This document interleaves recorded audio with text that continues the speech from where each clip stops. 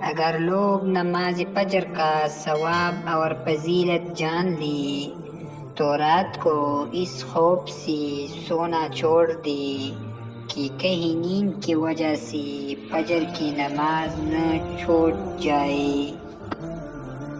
حقیقت تو یہ ہے کہ بعضی اوقات ہم پوری طرح مخلص ہو کر بھی کسی کی نظروں میں بیکار ہی ہوتی ہیں۔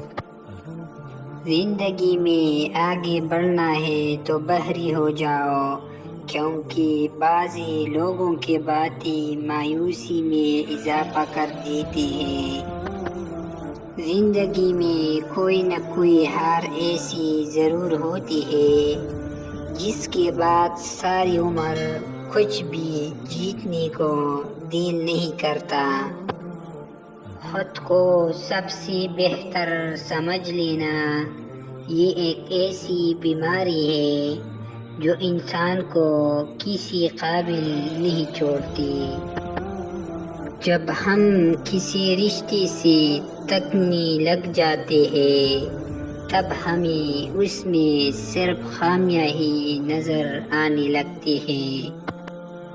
انسان اکڑ کر ایک ٹیلی پر بھی نہیں چڑھ سکتا، لیکن جاگ کر کوئی ہمالیہ پر پہنچ سکتا ہے۔ عاجزی سے جاگنا سیکھو تاکہ بلندی نصیب ہو۔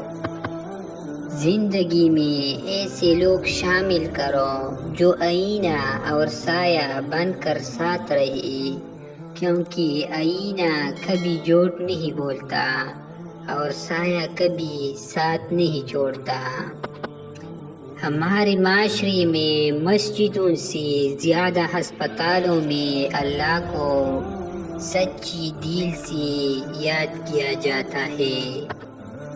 کسی کو اس کی ذات اور لباس کی وجہ سے حقیر نہ سمجھنا، کیونکہ تمہیں دینے والا اور اس سے دینے والا ایک ہی اللہ ہے۔